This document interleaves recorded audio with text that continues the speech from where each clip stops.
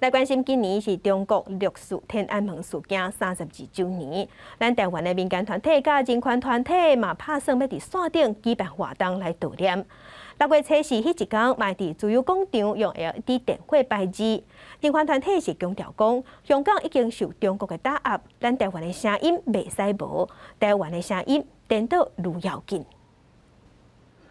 今年是六四天安门事件32周年，台湾会顶顶的台湾民间团体按算透过线顶记者会，强调六四毒杀是中国共产党建党100年袂当闪避的责任。在国际反中国战线之下，希望台湾社会通站出来，串联由泰国、香港等等反对集权统治的网络社群，旧人地联名。正因为中国境内 还有像天安门母亲这样子的一个良心，所以我们在中国境外的各种的抗中运动，尤其是身处在自由民主人权的台湾的我们，就更没有理由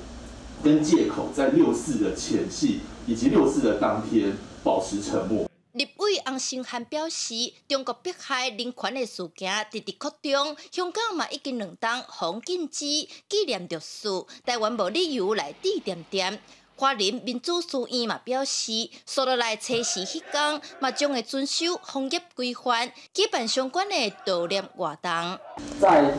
乐守防疫规范的政策下，以最严格的防疫态度，举办线上为主的公民活动。 并且提供亚洲唯一可到场悼念的自由广场微型悼念亭。郭立宪表示，初4迄天主办单位会伫自由广场摆出六四的字样，希望参广场的摆楼来呼应，嘛通互参与者来献花，遵守防疫规范，限制人数，保持社交距离，将六四的精神伫台湾延续落去。记者陈雅文、刘水台北报道。